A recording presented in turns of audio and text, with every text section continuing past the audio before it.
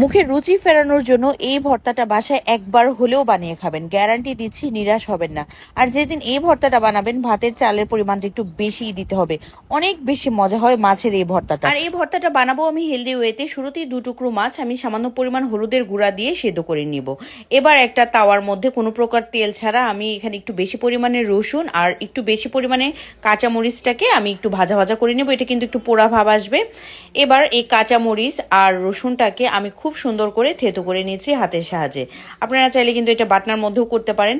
Same ওয়েতেই কিন্তু আমি পেঁয়াজটাকেও ভাজা করেছিলাম কোনো প্রকার তেল ছাড়া। সেদ্ধ করা মাছটা কাঁটাটা ছাড়িয়ে আমি এই পেঁয়াজ আর কাঁচামরিচের মিশ্রণটার সাথে মিশিয়ে নিচ্ছি।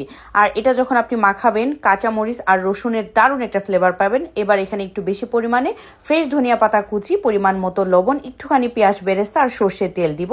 লাস্টে আমি এখানে দিচ্ছি কিছুটা পরিমাণ আদা কুচি, এটা কিন্তু দিতে ভুলবেন না। ঝাল ঝাল এই ভর্তাটা গরম ভাতের সাথে জাস্ট পরিবেশন করে দেখবেন, এত বেশি মজা হয়, স্বাদ একেবারে মুখে লেগে থাকবে।